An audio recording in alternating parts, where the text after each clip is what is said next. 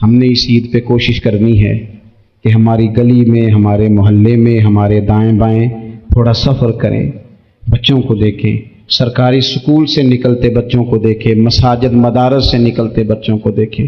ہم نہ ایک ایک دو دو کا ساتھ دیں۔ میرے پاس بیسیوں لوگ آتے ہیں، آتے تو وہ دعا کا کہنے ہیں، آتے تو صرف یہ بتانے ہیں کہ اس مشکل میں ہوں دعا کرنا، لیکن دوستوں لوگوں کی باتیں سن کے بڑی تکلیف ہوتی ہے۔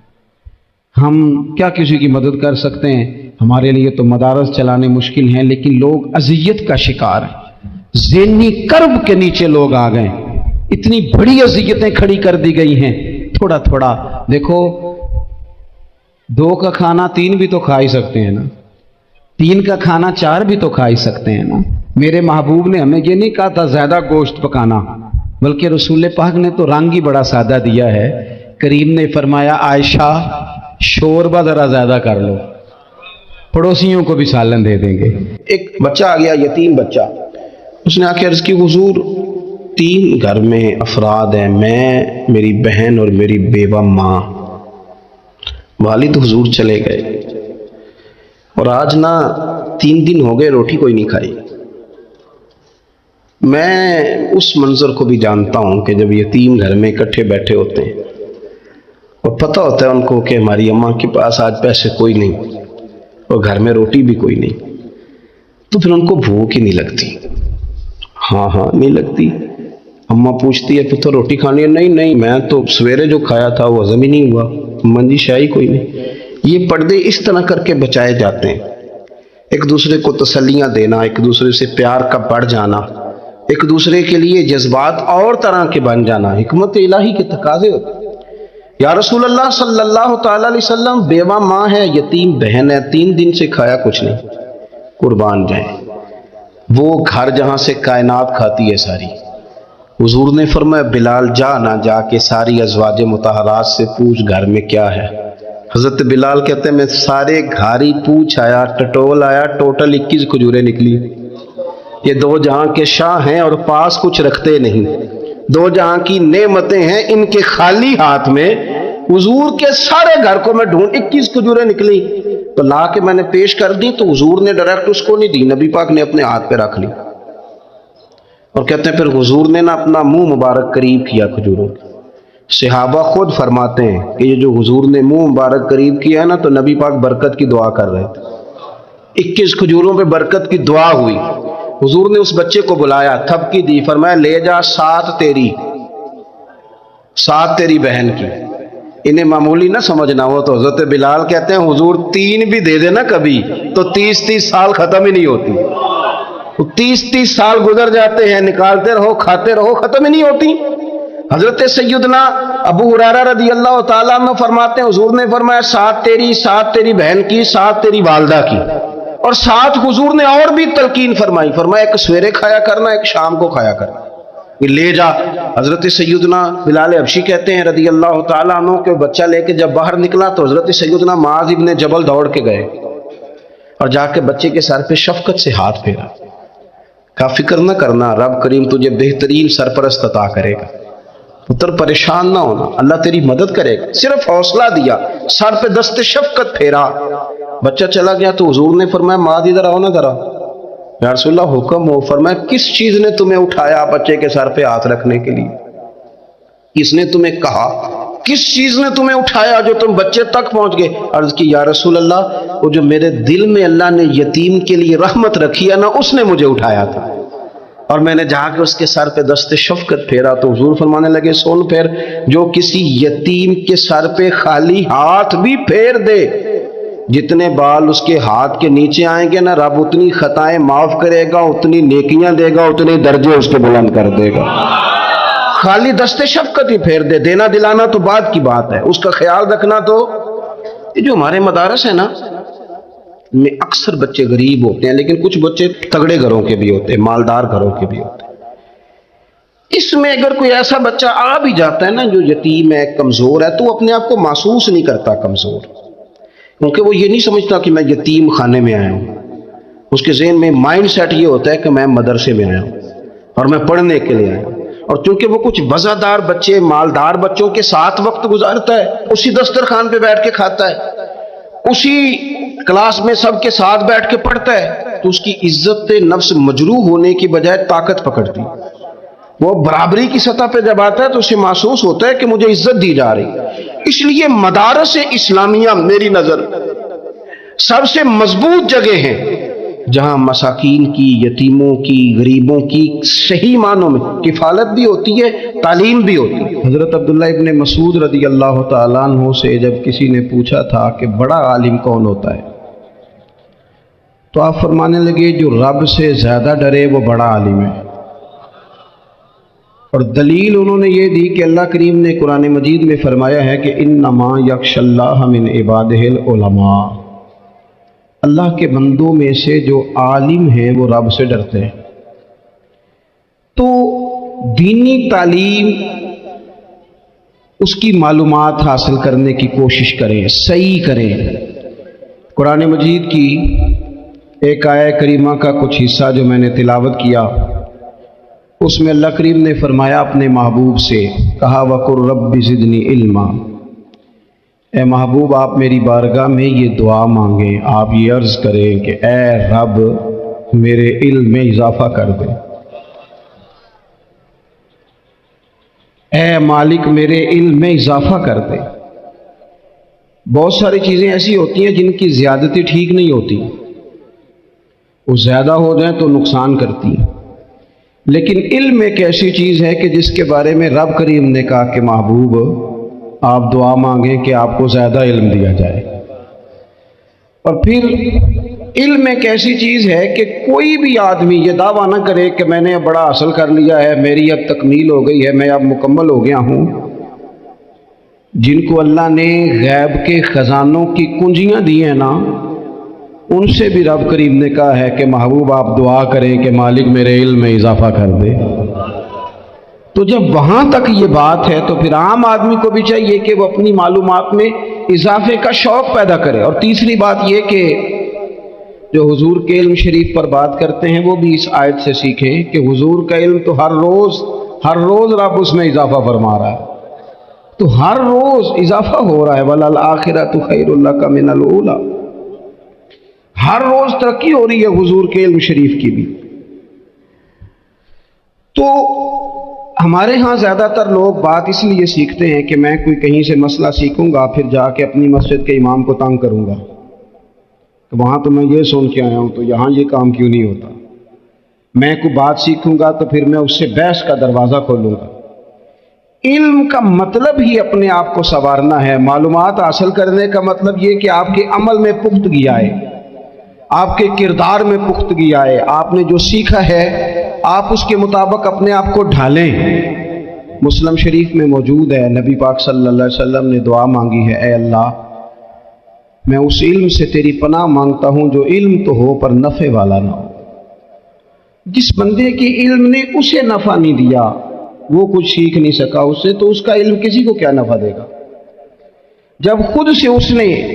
اور صوفیہ کرام تو فرماتے ہیں کہ جو لوگ بڑی معلومات حاصل کر لیں، بڑی باتیں سیکھ لیں، پنچایت میں کسی کو بولنے نہ دیں، گھر میں کسی کو بولنے نہ دیں، بہت سارے لوگ تو علماء کو بھی مشورہ دیتے ہیں، بڑی باتیں کرے لیکن عمل کے لحاظ سے بندہ زیرو ہو تو اہل دل فرماتے ہیں اس کی صحبت سے بچو۔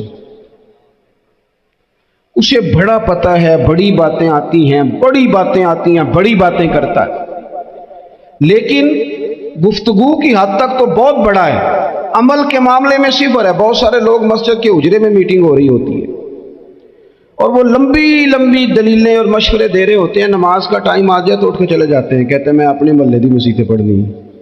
کئیوں کو کام یاد آ جاتا ہے۔ فرمایا کہ شخص کے پاس معلومات بڑی ہوں لیکن عمل کے معاملے میں بندہ زیرو ہو تو اسے بچنا کیوں؟ اس لیے کہ اگر پڑھا لکھا آدمی بے عمل ہونا تو وہ اپنی بے عملی پر بھی دلیلیں پیش کرتا ہے، وہ کہتا ہے میں یہ کام نہیں کرتا تو یہ میرے پاس دلیل ہے، وہ تو بے عملی کو بھی مزین کر دے گا معاذ اللہ۔ تو دینی تعلیم ایک تو حاصل اس لیے کریں کہ ہم نے اپنے آپ کو سنوارنا ہے، اور دوسرا علم کا شوق طبیعت میں ہو۔ دیکھیں نا، اللہ کے حبیب صلی اللہ علیہ وسلم نے فرمایا ہے کہ جو علم کے رستے پہ چل پڑا وہ جنت کے رستے پہ چل پڑا ہے۔ جمعوں میں، محفلوں میں کانوں کے ذائقے کے لیے نہ آئیں، اس لیے آئیں کہ میرے علم میں، میرے عمل میں یہ کوئی اضافے کی بات بنے گی، میں کوئی نصیحت حاصل کروں گا تو میرے دل کا زنگ اترے گا۔ ہمارے ہاں یہاں لوگ مزے کے لیے آتے ہیں اور آج کل لوگ فوٹو کے لیے آتے ہیں۔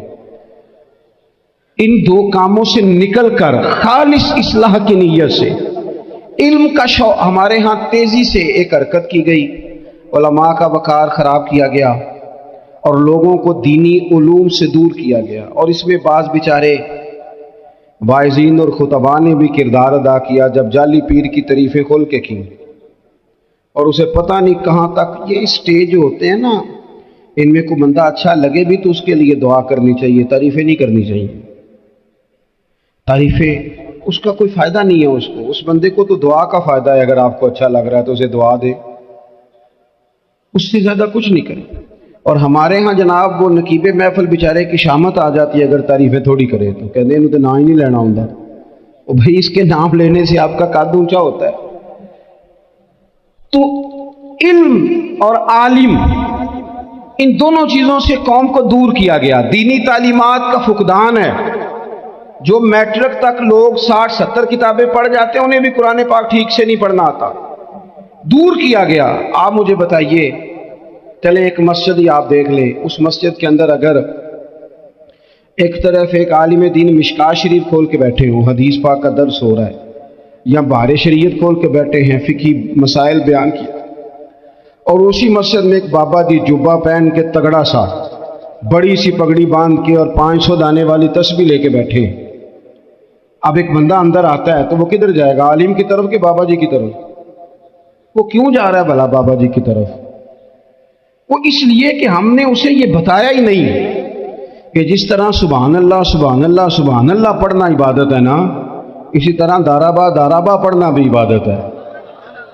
اسے ہم نے بتایا نہیں کہ جب تک علم کے رستے میں رہنا بھی عبادت ہے، جب تک اسے یہ سمجھ نہیں نہ آئے گی کہ جس طرح وظائف کی کتاب پڑھنا عبادت ہے اسی طرح مشکات شریف پڑھنا بھی عبادت ہے، حدیث بخاری کا درس لینا بھی عبادت ہے، مسلم شریف کی احادیث پر اپنے اساتذہ سے بیٹھ کر دروس پانا بھی عبادت ہے۔ جب تک یہ پورا مزاج دیکھیں نا، نبی پاک صلی اللہ علیہ وسلم نے فرمایا رات کی ایک گھڑی بھر دین سیکھ لینا ساری رات نفل پڑھنے سے بہتر ہے۔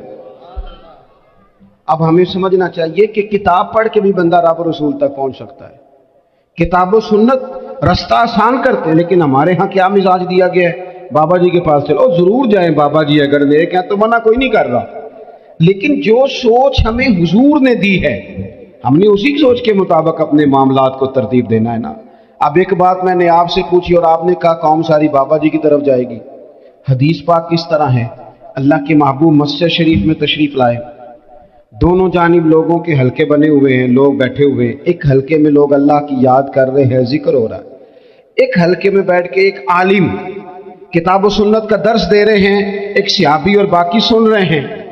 خاص توجہ کریں نوجوان میری بات پر، رسول کریم صلی اللہ علیہ وسلم دونوں کے بیچ کھڑے ہو گئے اور کریم نے فرمایا دونوں محفلیں خیر کی ہیں، دونوں ہی حلقے خیر کے ہیں، اور پھر حضور فرمانے لگے مجھے چونکہ رب نے استاد بنا کے بھیجا ہے، میں چونکہ معلم بن کے آیا ہوں، یتلو علیکم آیاتنا ویزکیکم، میں چونکہ کتاب و سنت کی تعلیم کے لیے آیا ہوں۔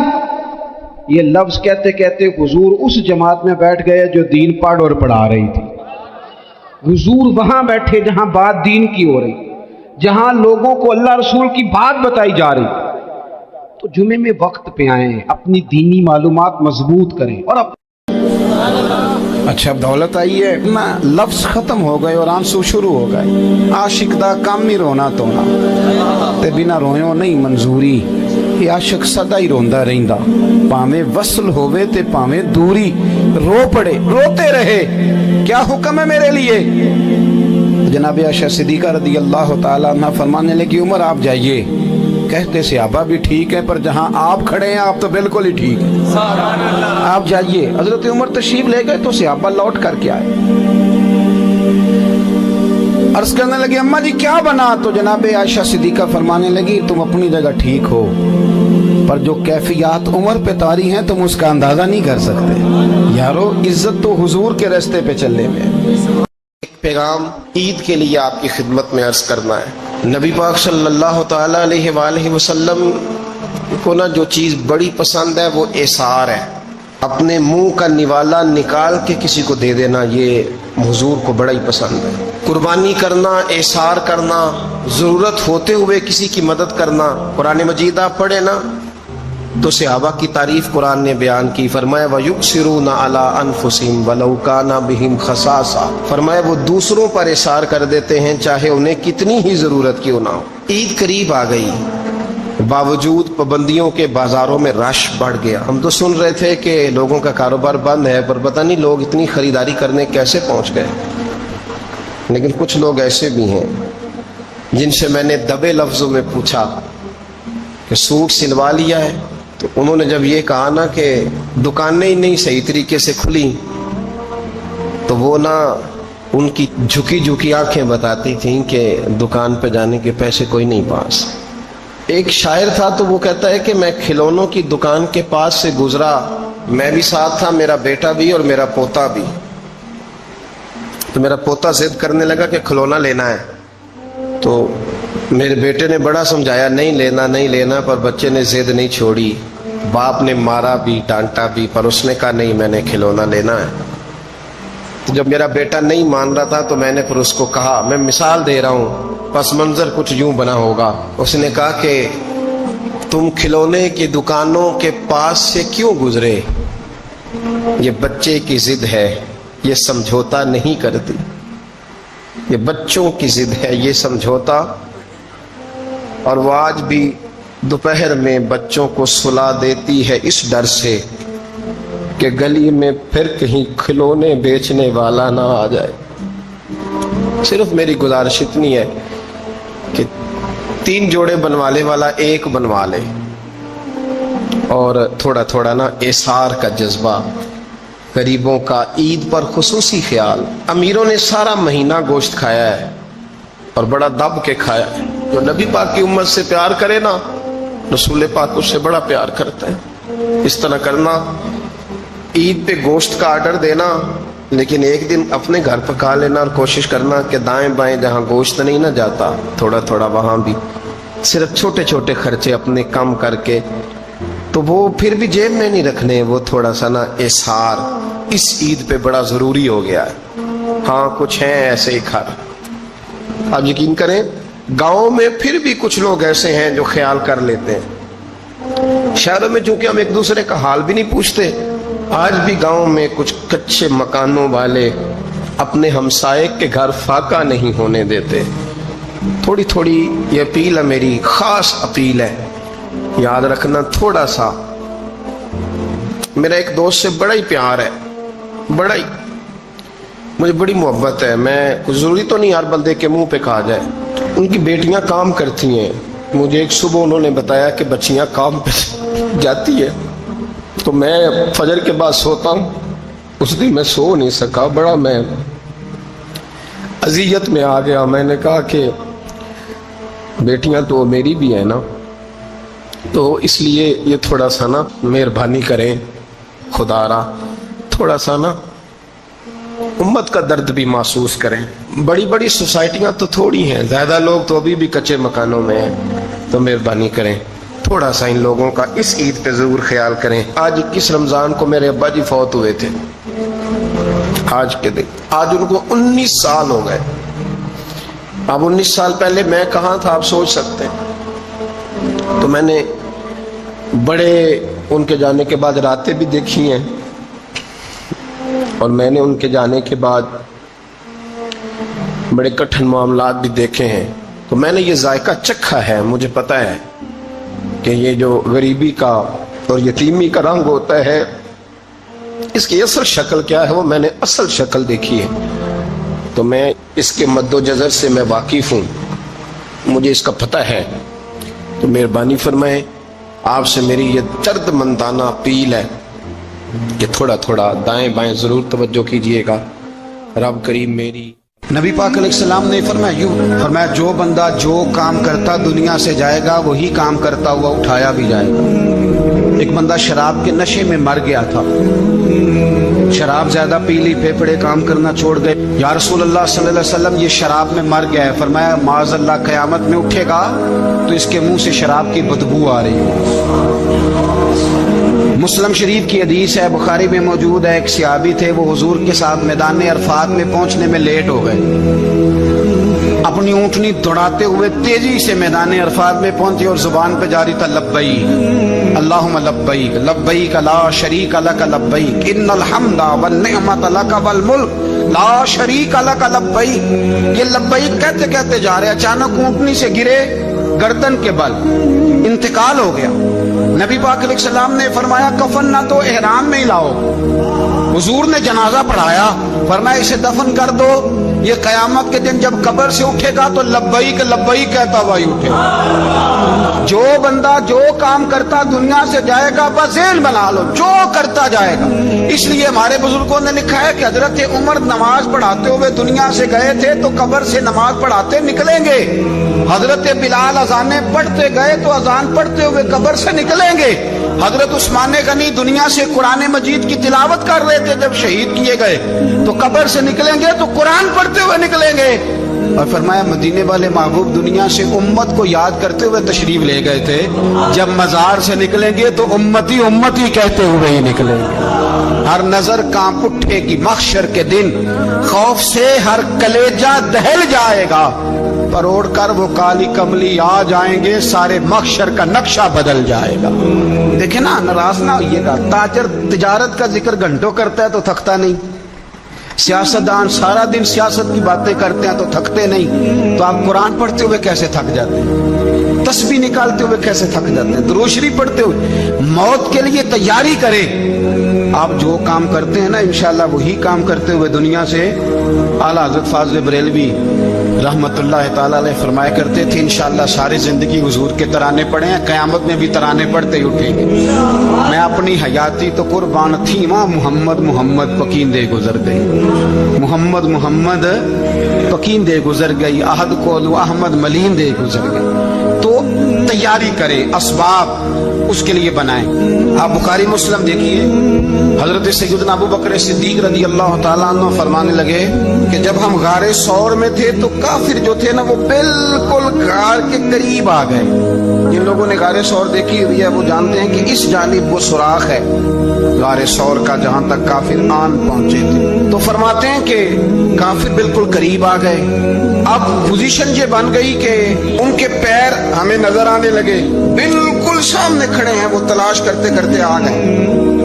حضرت ابوبکر صدیق رضی اللہ تعالیٰ عنہ فرماتے ہیں میں نے بڑی پریشانی کے عالم میں عرض کی یا رسول اللہ صلی اللہ علیہ وسلم, اگر انہوں نے اپنے پیروں کی طرف دیکھا تو ہمیں پکڑ لیں گے, اگر انہوں نے اپنے پیر دیکھے تو وہ ہمیں چھوڑیں گے نہیں, پکڑ لیں گے. تو نبی پاک صلی اللہ تعالیٰ علیہ وسلم کا میں نے چہرہ دیکھا تو حضور کے چہرے پر پورا اطمینان تھا.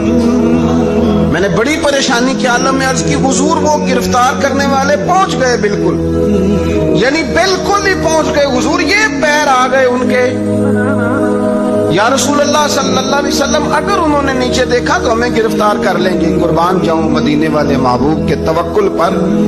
نبی کریم نے ایک جملہ کہا, حضور بڑے اطمینان سے فرمانے لگے ابو بکر ان دو بندوں کے بارے میں تیرا کیا خیال ہے جن کے ساتھ تیسرا ان کا رب ہوا کرتا ہے, جن کے ساتھ تیسرا ان کا رب ہو تو ان کے بارے میں تیرا کیا خیال ہے. ان اللہ معانا, فرمایا بے شک اللہ ہمارے ساتھ ہے. تو اللہ کی ذات پر توکل, بھروسہ اس کے فضل پر, اس کے کرم پر. دیکھیں نا ہمارے ہاں بہت زیادہ بعض لوگ خوف کا شکار ہو جاتے ہیں, ڈرتے پھرتے ہیں, سہمے رہتے ہیں. اور خدا کے بندے تیرا ڈر تجھے مارے گا, تیرا خوف تجھے مار ڈالے گا, تیرا ڈر جو ہے وہ تجھے کمزور کر دے گا. اگر تیرے اندر قوت ہے, اگر تیرے اندر ہمت ہے. جو لوگ روب کا شکار शिकार हो जाते हैं वो चले जाते हैं, वो खत्म हो जाते हैं। और जिनकी कुव्वतें बाकी रहती हैं, जिनकी हिम्मतें बाकी रहती हैं, जिनकी ताकतें बाकी रहती हैं, वो जिस्मानी तौर पर तो जवान होते हैं, अल्लाह उन्हें रूहानी तौर पर भी जवानी अता फरमा दे। खुतबा ईद देने गए, और इस जमाने में कौन सा गरीब है जो नंगे पांव जाता हो? कौन सा गरीब है जो मस्जिद नंगे पांव जाता हो? लोगों ने तो 3 किस्म की चप्पलें रखी हुई हैं। एक मस्जिद जाने की अलहदा है, घर पहनने की अलहदा है, शादी ब्याह पे जाने की चप्पल अलहदा है। हजरत उमर फारूक रदी अल्लाह ताला अन्हु निकले ईद का खुतबा देने के लिए, तो बीवी से कहने लगे जूता। उसने कहा साहब इतनी दफा टूटा है, अब गांठा नहीं जा सकता, इतनी दफा टूटा है कि अब दोबारा पेमंद नहीं लग सकते। तो हजरत उमर कहने लगे चल कोई अर्ज नहीं है, बगैर जूते के नंगे पैर ही चलते हैं, कोई अर्ज नहीं। तो कहने लगे लोग क्या कहेंगे? फरमाया चुप कर। लोग, जिस दिन उमर ने ये देख लिया ना लोग उसके बारे में क्या कहते हैं, उस दिन उमर उमर नहीं रहेगा। तो कहा फिर आपका नजरिया क्या है? फरमाया मेरा नजरिया ये है कि रब रसूल मेरे बारे में क्या कहते हैं। लोगों का क्या है? लोग कल किसी के बारे में कुछ कहते हैं और परसों कुछ कहते हैं। मेरा नजरिया ये है कि रब रसूल मेरे बारे में नंगे पैर उमर जा रहे हैं। कौन जी? मैं बड़ा माड़ा। अच्छा जनाब, क्या क्या गुर्बत है? 10 किस्म के जोड़े लटके हुए हैं कमरे में, और पहनने की फुर्सत नहीं। सवेरे क्या पहनना है, शाम क्या पहनना है, 15-15 सूट इकट्ठे इस्त्री होके लॉन्ड्री वाला भेज रहा है, और तू गरीब है। तू बहुत बड़ा गरीब है, इसलिए कि गुर्बत पैसों की वजह से नहीं होती, गुर्बत तो दिल की होती है। तू वाकई बड़ा गरीब है और तू गरीब ही रहेगा। अमीर तो उमर फारूक थे, उमर फारूक थे जो नंगे पांव चले गए ईद की नमाज पढ़ाने। तो रास्ते में जो मिला कहने लगा उमर जूता तो पहन लो। फरमाया तुम्हें उमर का जूता ना पहनने का नक्श तो नजर आया है? कोई अर्ज नहीं। अगर उमर को कभी बता